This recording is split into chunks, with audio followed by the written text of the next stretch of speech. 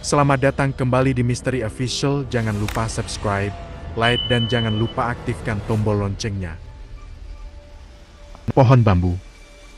Pagi hari yang sejuk, segarnya aroma daun dari pepohonan di lereng perbukitan ditambah suara daun yang tertapa deru angin mengisyaratkan sebuah kedamaian yang menenteramkan hati. Duduk seorang anak kecil di teras sebuah rumah sederhana yang terbuat dari lembaran papan, ia termenung menatap kosong jalanan tanah di depan rumah dengan lamunan. "Gi, Sugi!"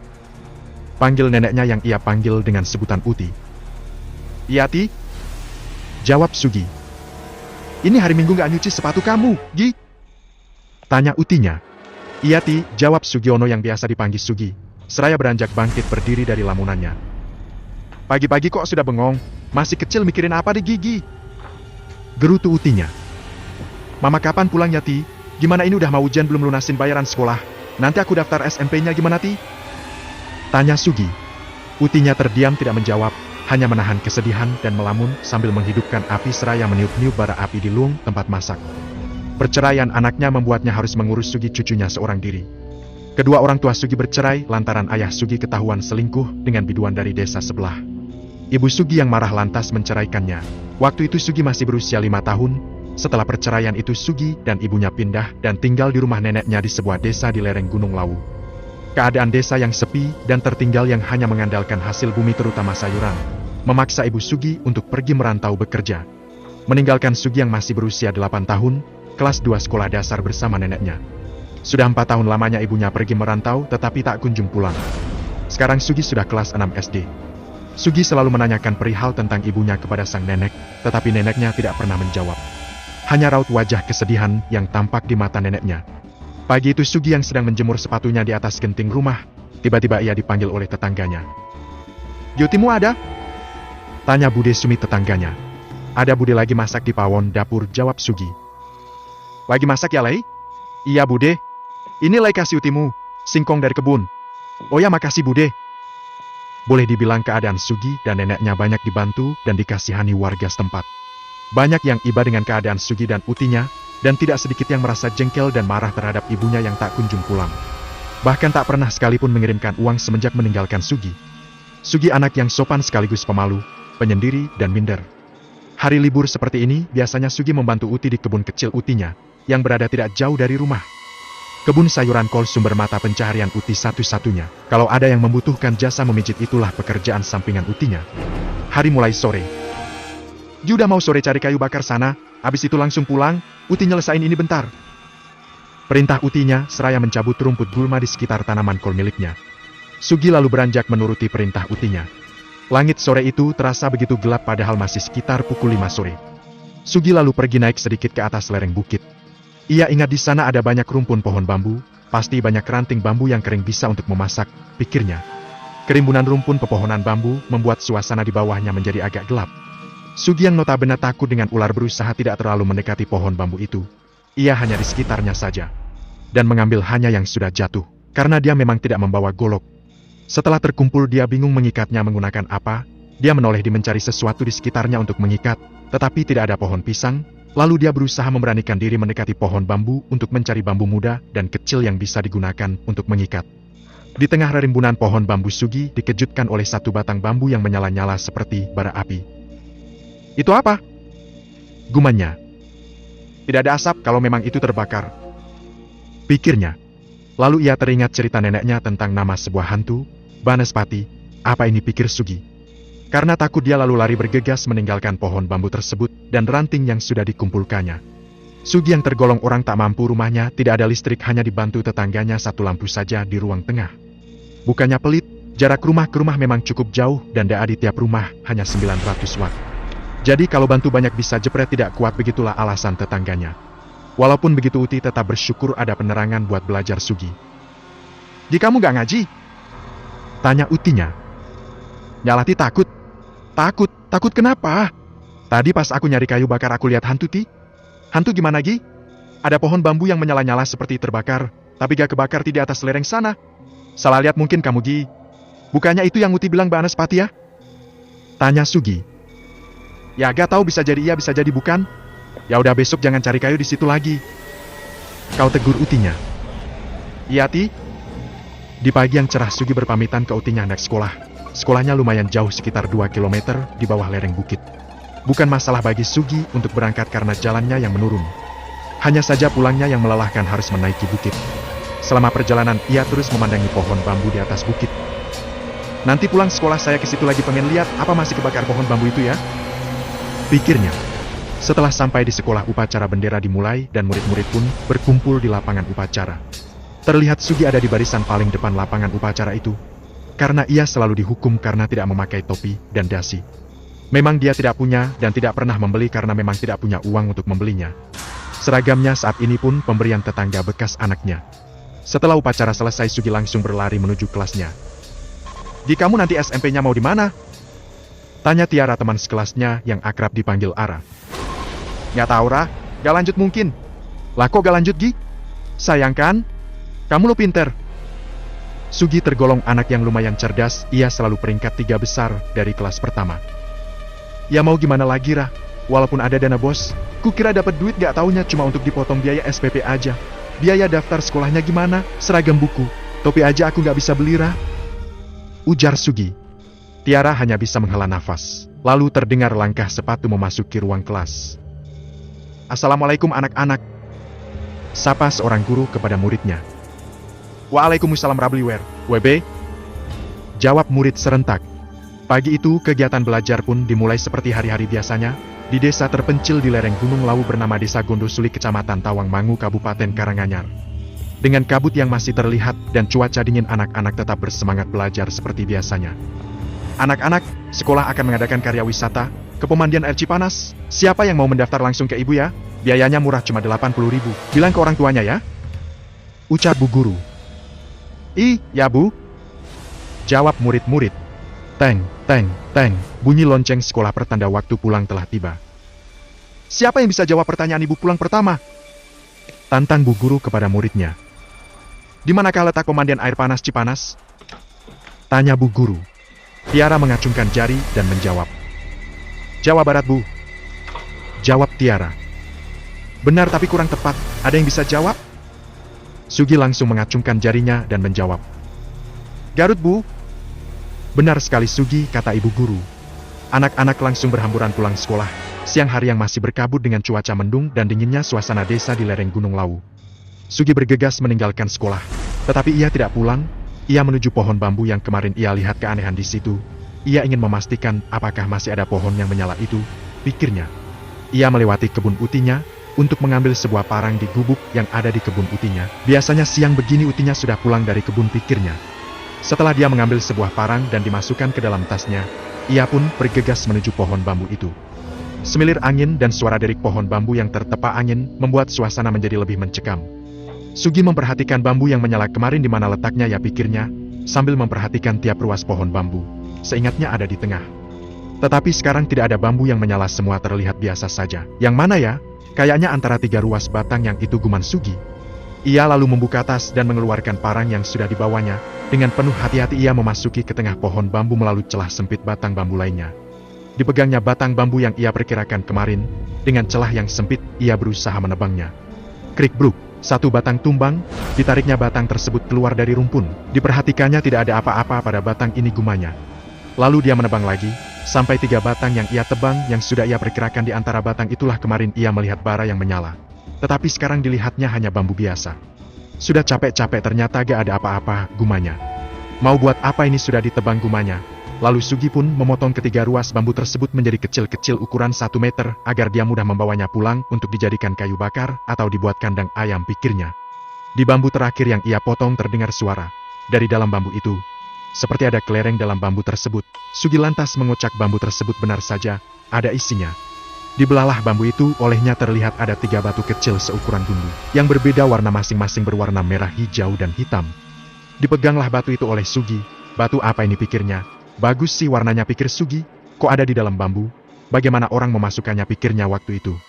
Dibersihkannya dan dia amati batu tersebut. Keras gak sih batu ini, digigitnya batu berwarna hitam. Lalu tiba-tiba, WWZZZ. Muncul sesosok makhluk tinggi besar dengan bulu hitam menutupi seluruh tubuh dan wajahnya. Matanya berwarna merah menyala. Sugi yang ketakutan tidak dapat bergerak sama sekali, perasaan takut yang membuat seluruh inderanya seperti tersengat listrik, kaku tak bergerak. Makhluk itu mendekap Sugi lalu berkata, "Kemana Tuan?" Sugi dengan terbata menjawab, Garut." Jawab Sugi. Entah kenapa dia menjawab Garut, mungkin ia ingat pertanyaan gurunya sebelum pulang sekolah tadi. Lalu tiba-tiba seperti roket, Sugi melesat, jantungnya serasa mau lepas. Ia menutup matanya, rambutnya seperti dihantam angin tornado. Perlahan dia memberanikan diri membuka matanya dan ia lihat awan dan bangunan-bangunan kecil di bawah yang ternyata rumah. "Terbang, ini terbang," pikir Sugi. Tolong! Sugi berteriak ketakutan. "Turunin saya, tolong!" teriak Sugi sambil menangis sangat kuat sambil menggenggam makhluk yang membawanya. Dan tiba-tiba, BROK. Sugi jatuh terkapar di sebuah hutan yang sama sekali tidak ia kenali. Ia bangun memegang dahan sebuah pohon, melihat di sekitarnya dengan kepala yang masih terasa pusing. Ia memperhatikan sekitarnya. Di mana ini? Di mana makhluk tadi? Pikirnya. Sugi mulai gelisah, dia ada di mana? Tidak ada seorang pun di sini. Di mana ini? Apa aku dibawa ke alam gaib oleh makhluk itu? Pikirnya. Ia berjalan menyusuri hutan tersebut. Sugi memperhatikan sekitarnya. Ini sebuah gunung, pikirnya. Ia tahu dengan pasti karena ia memang tinggal di sebuah lereng. Tapi ini bukan tempat tinggalnya, pikirnya. Mendung sore mulai menyingsing. Sugi yang melihat langit mulai ketakutan. Udah sore, bentar lagi malam saya, gimana, pikirnya. Di mana ini? Tiba-tiba air matanya pun bercucuran. Ia menangis memanggil nama utinya. "Uti, Uti, huhuhuhu." Sugi menangis ketakutan. "Ayo cepat, oi, mau hujan, jangan patah semangat," teriak suara pemuda dari kejauhan yang membuyarkan tangisan Sugi. Ada orang, pikirnya. Sugi langsung mengusap air matanya dan berusaha menuju sumber suara tadi. Om, tolong saya," teriak Sugi. Di antara rombongan tersebut, rombongan yang melihat Sugi pada terkaget, diketahui mereka adalah pendaki. Ada yang gak percaya, ada yang mau kabur. Kenapa ada anak dengan seragam SD di puncak gunung seperti ini, guman salah satu rombongan. Mereka pada takut, ada yang baca ayat kursi, ada yang baca doa makan. "Om, jangan lari, tolong saya," teriak Sugi. "Kamu orang kan?" teriak salah satu rombongan. "Iya Om, saya orang," jawab Sugi. Mereka pun menghampiri Sugi dan bertanya, "Kamu kok ada di sini, ngapain? Bolos sekolah daki gunung?" tanya seorang dari mereka. "Gak Om, saya tersesat, saya tadi tebang bambu tapi jadi berubah semua hutannya," jawab Sugi. "Saya mau pulang tapi jalannya kok beda semua, saya bingung Om." Para pendaki saling pandang. "Emang rumah kamu di mana?" tanya seorang wanita rombongan pendaki. "Di desa di lereng, Mbak." "Nama desanya apa?" tanya lagi wanita itu. "Desa Gondosuli, Mbak," jawab Sugi. Wanita itu hanya garuk-garuk kepala sambil mengingat sesuatu. Kayaknya gak ada tuh desa namanya Gondosuli di sini. Batinnya mulai terasa ada yang aneh. "Gimana ini bawa anak ini tersesat, hari udah mau gelap. Kalau kita turun gak mungkin," seru salah satu rombongan. "Dek, gimana kalau kamu nginep sama Mbak dulu, besok baru turun ke desa? Ini udah mau maghrib, mau hujan," kata seorang pendaki wanita. "Ya Mbak, gak apa-apa, yang penting saya bisa pulang, saya takut sendiri di sini," jawab Sugi. Mereka pun melanjutkan perjalanan dan mendirikan tenda di tanah yang datar. Sugi yang hanya melamun sambil memegang popmia yang ia dapat dari pendaki yang menolongnya. Para pendaki mulai bercanda di depan api unggun dan berusaha menghibur Sugi agar tidak terlalu khawatir dan cemas. "Dik, nama kamu siapa?" tanya pendaki. "Sugi Om." "Kelas berapa, Dik?" tanyanya lagi. "Kelas 6 Om." "Kok bisa-bisanya kamu tersesat padahal rumah kamu katanya di lereng?" tanya seorang pendaki lainnya. "Saya juga gak tahu Om, ini bukan seperti gunung di lereng tempat saya. Semuanya beda Om," ujar Sugi. "Emang lereng gunung tempat kamu tinggal seperti apa?" tanya mbak-mbak pendaki. "Lereng Gunung Lawu, Mbak." Serentak semua pendaki yang mendengar jawaban itu pada berdiri. Allahu Akbar, la ilaha illallah. Pendaki wanita pada menangis berpelukan sedangkan yang laki terperanjat tidak percaya mendengar jawaban Sugi. Dik, kamu tahu ini di mana?" tanya pendaki. Sugi menggelengkan kepala, lalu pendaki itu menjawab, "Ini Gunung Cikuray, ini di Garut Dik, di Jawa Barat." Sugi pun bengong lalu menangis meratapi nasibnya. Gimana lalu dia pulangnya? Juru kunci Gunung Lawu. Sugi yang terus menangis membuat bingung para pendaki. Para pendaki berusaha menghubungi pos di bawah tapi tidak ada sinyal. Ada yang berusaha memeriksa tas Sugi. Mereka tercengang melihat kartu perpustakaan milik Sugi di situ tertera Asdian 02GD, Suli Tawangmangu Karanganyar. Sementara itu, keadaan di desa Sugi mulai riuh, orang-orang pada membawa kentongan dan senter mencari di seluk-beluk gunung dan lereng. Hingga penjuru desa, terlihat Uti Sugi yang lemas menangis meratapi cucunya yang hilang. Tadi udah pulang sekolah belum, Mbah? Tanya seorang warga. Dari siang belum pulang ke rumah, jawab utinya Sugi lemas. Mbah. Teriak seorang warga tergopoh-gopoh membawa sebilah parang. Saya temui ini Mbah di atas lereng ini punya Mbah bukan? Seorang warga menunjukkan sebuah parang. Uti yang melihat parang itu memang miliknya lalu menangis sejadi-jadinya. Dengan suara terbata-bata Uti menjelaskan bahwa kemarin Sugi melihat hantu di rumpun pohon bambu. Saya sudah melarangnya kembali ke situ, ujar Utinya lirih. Warga berspekulasi bahwa Sugi digondol kolong wewe atau wewe gombel. Pak RT berusaha menyuruh seorang warga untuk menemui Kuncen Gunung Lawu, menanyakan perihal hilangnya Sugi. Sabar Mbah, berdua semoga Sugi gak kenapa-napa, ujar Pak RT kepada Uti Sugi.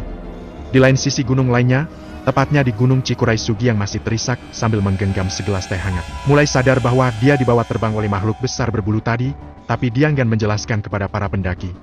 Dia lalu meraba saku celananya. Masih ada, pikirnya, 3 batu yang ia temukan dari dalam bambu. Dia ingat setelah ia menggigit batu berwarna hitam dan dia diterbangkan kemari. Gimana kalau batu lainnya yang aku gigit ya? Pikirnya dalam hati. Sugi mulai ingat makhluk itu menanyakan. Kemana Tuan? Berarti ia bisa mengantarkanku kembali ke rumah. Pikir Sugi. Dik. Bau Sugi digoyang-goyangkan oleh salah satu pendaki. Iya Om, kenapa? Gimana caranya kamu kesini? Nyatanya pendaki itu. Gak tahu Om, tiba-tiba saya sudah di sini. Malam semakin larut, cuaca dingin menusuk tubuh Sugi yang kedinginan di dalam sebuah tenda bersama 4 orang pendaki. Sebagian pendaki sudah tertidur pulas dan ada pula yang di luar tenda berjaga dekat api unggun. Om, jam berapa sekarang? Tanya Sugi kepada 2 orang pendaki yang sedang menghangatkan tubuh di dekat api. Lo kok belum tidur, Dik? Ini udah jam 2 malam. Gak bisa tidur Om. Ya udah pokoknya tetap di dalam tenda, Dik, jangan keluar, dingin banget cuacanya. Sugi pun kembali ke tenda. Lalu ia merogoh saku celananya, diambilnya batu berwarna hitam yang ia temukan. Sugi berusaha memantapkan hati untuk tidak takut. Aku cuma harus bilang Gunung Lawu, batinnya. Sugi lalu memberanikan diri menggigit batu itu, kemudian sekelebat cahaya berwarna merah tepat jatuh di hadapan Sugi. Makhluk besar itu pun muncul. Tetapi para pendaki yang tertidur pulas tidak merasakan kehadirannya. Yang di luar pun sepertinya tidak melihat. Tidak dengan pertama kali Sugi melihat, dia agak sedikit lebih berani, tubuhnya yang terkaget masih bisa digerakkan, walaupun rasa takutnya tetap sama. Kemana Tuan? Tanya makhluk itu. Dengan rasa berani yang dikumpulkannya, Sugi menjawab. Lalau Om. Lalu tubuh Sugi terasa dihempaskan secepat angin menerjang dinginnya udara, mungkin seperti kecepatan jet tempur. Gubrak. Sugi terjatuh di atas tumpukan bambu yang ia potong-potong tadi. Gelap, sangat gelap, tapi ini di desa saya. Alhamdulillah saya bisa pulang juga, pikir Sugi. Ia lalu lari tunggang langgang menuju rumahnya. Tampak beberapa warga sedang tertidur di teras rumah utinya. Ada apa, batin Sugi? Seorang warga yang terbangun melihat Sugi, lalu berteriak, itu Sugi. Mbah Sugi udah pulang. Para warga pun terbangun dan merasa lega Sugi tidak kenapa-kenapa. Utinya langsung keluar menuju teras, dipeluk cucunya itu erat-erat. Dari mana aja kamu, Gigi? Uti bingung nyariin kamu. Semua warga desa nyari kamu dari maghrib, ucap utinya sembari menyeka air matanya. Para warga yang berada di situ hilang kantuknya dan pada duduk di teras, seraya meminum ngopi. Sebentar lagi subuh tanggung pulang, celetuk seorang warga. Dalam hati mereka ingin sekali menanyakan Sugi, dari mana dia, apa yang sudah terjadi. Akan tetapi merasa tidak enak dengan utinya yang langsung membawa Sugi masuk ke dalam kamar. Besok aja kita tanya-tanya, celetuk seorang warga. Esok paginya, kediaman utinya dipenuhi warga. Mereka mendengar bahwa Sugi sudah ketemu. Semua warga berdatangan berkumpul hanya ingin tahu dan penasaran apa yang sudah terjadi dengan Sugi. Di hari ini kamu gak usah sekolah dulu, kasihan utimu masih lemas karena kemarin kamu hilang, celetuk Bude Sumi tetangganya. Iya Bude, emangnya kamu kemana Tigi kemarin? Dari sekolah gak langsung pulang, kamu kemana? Tanya Bude Sumi. Anu Bude, saya mau ambil bambu kering yang kemarin saya tinggal, tapi udah gak ada jadi saya tebang aja bambu yang ada. Terus saya haus, saya cari pohon kelapa ambil degan. Karena capek saya ketiduran, bangun-bangun udah gelap deh, jawab Sugi berbohong. Warga yang mendengar pada menggerutu. Walah Gigi bikin geger aja, kirain digondol wewe, gak taunya ketiduran. Para warga pada tertawa mendengar kisah Sugi yang sengaja ia rekayasa. Oi bangun-bangun, anak itu hilang, teriak seorang pendaki dari dalam tenda. Semua pendaki pada bingung. Kemana perginya anak itu? Apa jangan-jangan anak itu memang hantu? pikir mereka.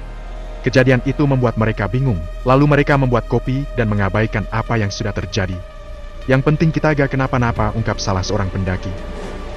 Mau dia hantu mau bukan udah biarin aja.